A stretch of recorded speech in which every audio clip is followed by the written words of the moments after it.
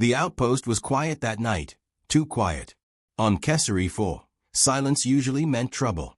Wind howled through the jagged cliffs, rattling loose metal sheets on the half-collapsed storage shed, but inside my quarters everything should have been still. Instead, I noticed it immediately. The hatch was ajar, a thin line of dust disturbed on the floor. My food container, the one I kept locked under the bench, was gone. A trail of faint footprints marked the dust, smaller than any soldier's boot print I'd ever seen. I followed, rifle in hand, pulse steady. At first I thought it was a scavenger, maybe one of the desperate miners who sometimes wandered this wasteland. But when I rounded the corner into the storage bay, I froze. She was crouched in the shadows, clutching one of my ration bars with both hands. Not human. Her skin shimmered faintly in the weak emergency light, silver blue like liquid metal. Wide eyes, luminous and terrified, met mine. She looked no older than a teenager, trembling as though I were about to strike her down. Before I could speak, she bolted for the hatch. I reacted on instinct, catching her wrist. She struggled, her strength surprisingly weak, as though hunger had drained her dry. The ration bar fell, crumbling across the floor. Then, with a broken whisper, she pleaded in halting Terran words, "Please, don't send me back." Something inside me shifted then. She wasn't just a thief. She was running from something far worse than hunger. I led her back inside, keeping my rifle within reach though part of me already knew I wouldn't need it. She looked ready to collapse. Her lips were cracked, her breath shallow, and her hands shook so violently I thought she might drop the cup of water I pressed into them. She drank like she hadn't tasted clean water in days, then tore into the ration pack with a desperation that was painful to watch. She never looked away from me, not once. Every time I shifted, her eyes flicked to the rifle, to the door, as if expecting me to betray her. I didn't press her with questions. Hunger loosens tongues better than threats. When she finally slowed down, I asked her name. She hesitated before whispering, "Elira." The word felt strange, fragile. She told me pieces of her story in a mix of broken Terran and gestures, each sentence catching like a stone in her throat. She had escaped from the Syndicate, the slavers who had been terrorizing human colonies along the rim. But she wasn't only a runaway. Her voice cracked as she admitted why they hunted her. Something about her blood, something they had done to her, made her valuable. She used the word key. At first I thought she meant information. But no, she pressed her hand to her chest, as if what she carried was inside her veins. I stared at her then, realizing she wasn't just hiding from monsters. She was the secret they would bane entire worlds to reclaim. The next morning I was patching a breach in the outpost wall, when the comms unit hissed to life. Static at first, then the sharp ping of a proximity alert. A Syndicate patrol ship had slipped into orbit, its signal masked until it was almost overhead. My stomach tightened. They weren't here for supplies or scouting, they were here for her. I found Elira already trembling in the corner, eyes wide as if she could feel their presence through the atmosphere. "They are hunting me," she whispered, voice thin with fear. I almost told her to leave, to take her cursed secret somewhere else, but the words stuck in my throat. Instead, I locked down the outpost, sealed the windows, and started loading ammunition into my rifle. We sat in silence as the ground shook with the echo of search drones sweeping the cliffs. Their beams carved through the darkness, scanning every crack in the stone. Elira pressed against the wall, her breath ragged, and I realized she was more afraid of being captured than of dying. She touched my arm then, her fingers cool and unsteady. "You don't understand," she said softly, her voice barely audible over the hum of passing engines. "If they take me back, they will tear the stars apart. Please, trust me." Her words carried a weight I couldn't explain. Against all logic, I tightened my grip on the rifle and gave her a single nod. For reasons I couldn't name, I believed her. They came at dawn, shadows dropping from the sky with the hiss of thrusters and the grind of armored boots on stone. The Syndicate never wasted time with negotiations. They fanned out across the desert, rifles sweeping, drones buzzing overhead like hungry insects. My outpost was a box barely holding together, its walls already scarred from past storms, but it became our fortress all the same. I opened fire first. A sniper round cracked through the thin morning air, dropping the lead soldier before his boots hit the dirt. Grenades roared, sending plumes of sand into the sky.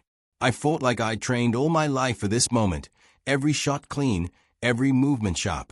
But there were too many of them. Drones swarmed, cutting through metal, tearing down barricades. My walls began to collapse, and still they came. Through the chaos, Elira refused to cower. She stepped out into the firestorm, her thin frame outlined against smoke and flame. I shouted for her to get back, but she raised her hands high, her eyes glowing with an unearthly light. Then everything shifted. Syndicate soldiers froze mid-step. Their drones jerked in the air, sensors flickering. One by one, the machines turned on their masters, shredding them in a storm of gunfire.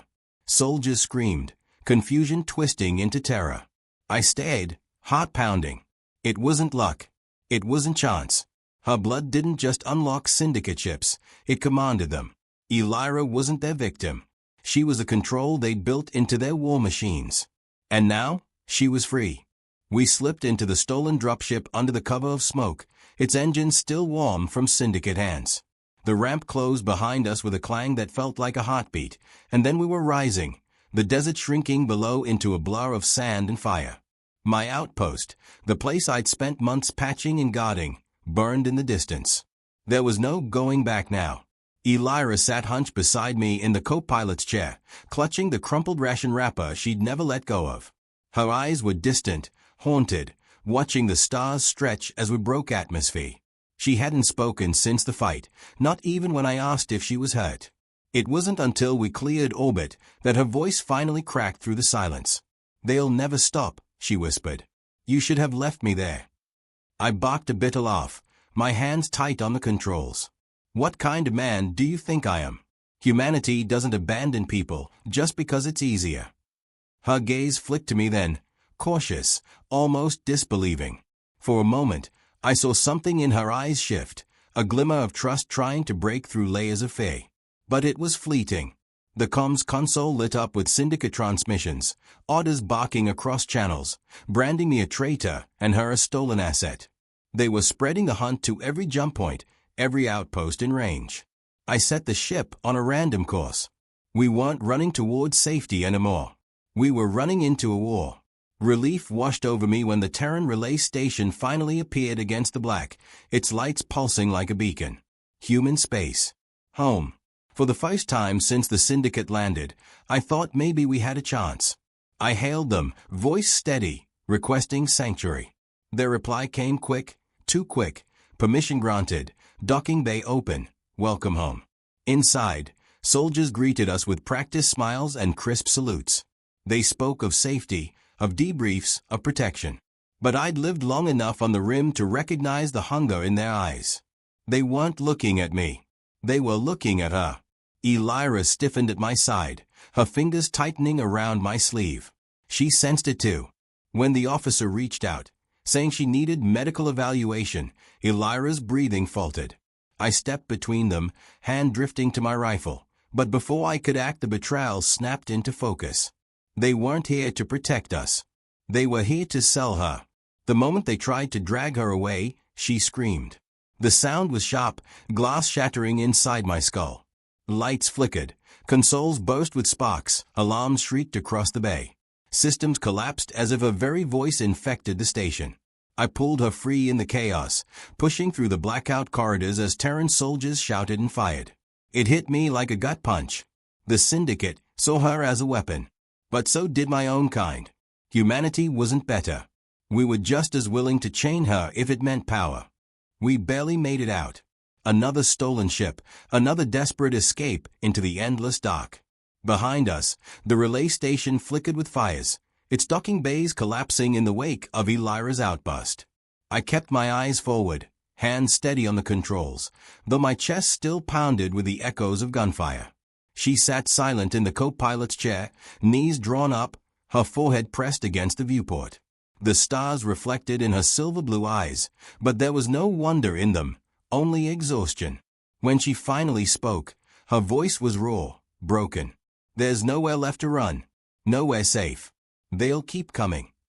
I looked at her, at the girl who had started as a thief stealing rations and become the most dangerous secret in the galaxy.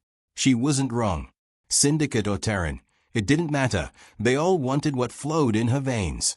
But I had made my choice the moment I caught her wrist in that outpost. I wasn't going to abandon her.